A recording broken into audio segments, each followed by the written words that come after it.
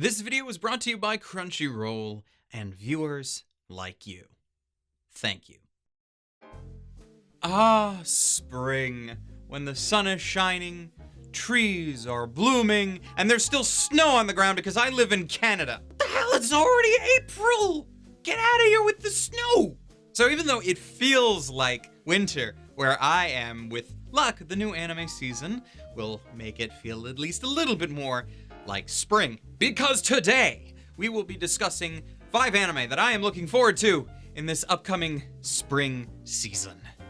Well, there's also a +1 in there, so it's more like a 6 list, but the 6th is, we're gonna start with that one. So ladies, gentlemen, and others, my name is Arkada, and today on Glass Reflection, I am going to be presenting to you my top 5 anticipated anime for spring 2019. Let's jam. So what's the +1? The honorable mention, the series that's not really on the list because I'm not necessarily anticipating it, but I just can't go without mentioning it. Easy. It's One Punch Man.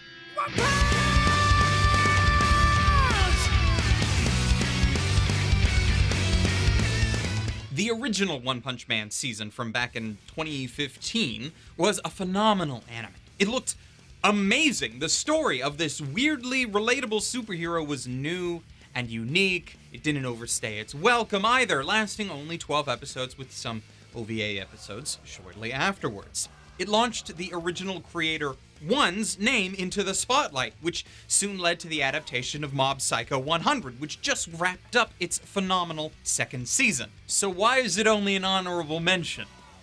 Well, because the creative team is entirely different. Most of what arguably made the original series so good is potentially not there anymore, and in promotion for the series, they released a trailer that I honestly felt showed more black screen than it did actual animation cuts, which, considering how close we are to the actual release, or how close we were when that came out, gives me this sinking feeling. Sure, perhaps I could be reading into this all wrong. The production could be doing fine, and maybe the series will be as amazing as the original season. But I'm still seeing the chance that there's already a dumpster and a can of kerosene with the show's name on it. Hopefully I'm wrong. Seriously, please, just let me be wrong. Let me be wrong on that. So then let's move on to something that I know is going to be good. Fruits Basket. This is weird for me to say, honestly, because I remember when I made a video on Fruits Basket for the first time about 10 years ago now. I was worried because I thought that Fruba was not necessarily aimed at me as an audience, and along with a few other anime that I can mention that I was looking at the time. And it was an example for me of something that didn't necessarily line up with what I stereotypically enjoyed up to that point. But I enjoyed the series immensely. However, the original Fruits Basket was adapted and released back in 2001, 18 years ago. If it were a person, it could legally drink right now, which is a scary thought. But as good as it was, as I found it, as much as I enjoyed it, Fruba was a series that was continually marred by narrative problems. There were blips that didn't make sense here and there, which are forgivable, but then it ended up not really on the highest of notes. For a lot of people who watched that series, it got placed on our list of shows that we wished could get the Brotherhood treatment, a re-adaptation, especially since the manga for this series ended back in 2006, and now, here we are. I am looking forward to appreciating this series just as much or even more than I did last time. Even if a bunch of the initial episodes are going to contain stories which I've watched countless times from the previous adaptation, like a fresh coat of paint will do this story wonders. And I'd like to say that it's going to be a hard project to screw up. But since I can't guarantee that they won't, I will instead say that I find it unlikely that this new Fruits Basket season will be anything less than one of my favorites of the upcoming season. Speaking of shows that are relying heavily on my pre-existing enjoyment of shows that I've already watched, have you guys heard anything about Isekai Quartet yet? It's a short anime for this season, and it's pretty much an Isekai fan's dream. Let's take 4 of the more popular Isekai series from the past number of years, and then have all of their protagonists exist in a separate chibi universe for the purposes of comedy. This will either be an example of comedic genius or a case of horrible brand over-reliability. So you got ReZero, Konosuba, Overlord, and Tanya all in a room for wacky comedic adventures. While the characters of Konosuba and Overlord I can see kind of fitting right in, the magically cursed Subaru and the murder-happy Tanya seem like an interesting addition to the mix that I wouldn't have predicted otherwise. Of course, this makes it all the more unique, really. All of these series are in a bit of a holding pattern at the moment. Overlord wrapped up both its second and third season last year, but they still don't have a narratively complete ending. Tanya recently had a theatrical film in Japan back in February that, no one in the West has bothered to pick up yet, so I have no idea how good that is. And Konosuba is getting a film in July that, if, the last 2 seasons are any indication, will just repeat the same tired jokes and tropes without offering anything new of substance. Yes, I'm still bitter about season 2. Sue me. And finally though, ReZero is getting a second season. And depending on how that goes, it might actually get an ending. But, to be honest, considering the light novel isn't finished, even if they did follow the pace of season 1, the furthest that we're gonna get with that is them just catching up. Which means, we're not getting an ending for that either. So this short chibi series will probably just be meant to tide us over until more of the regular content arrives. Potentially.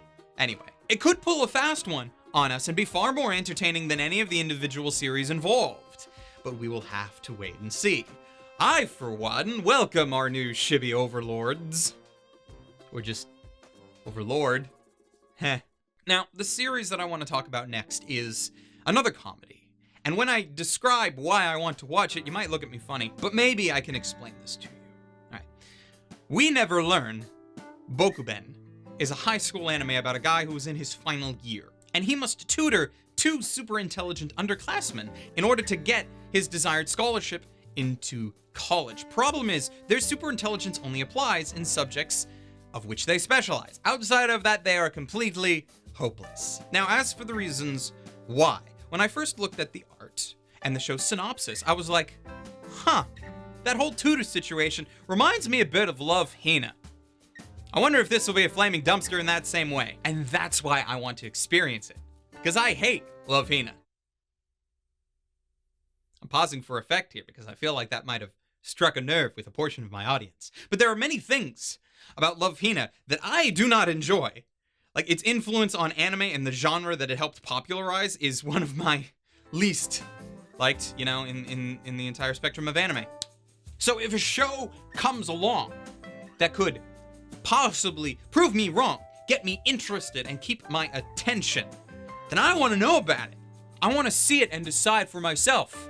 Only I can cause myself pain in this way. So with luck, that'll be it.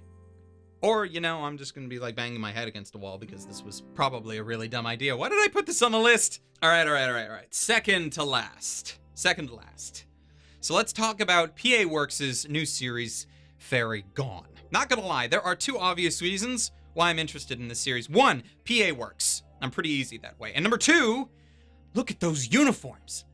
Damn, that's some slick jackets. I can appreciate good fashion in an anime such as this, even if I myself do not fully understand fashion.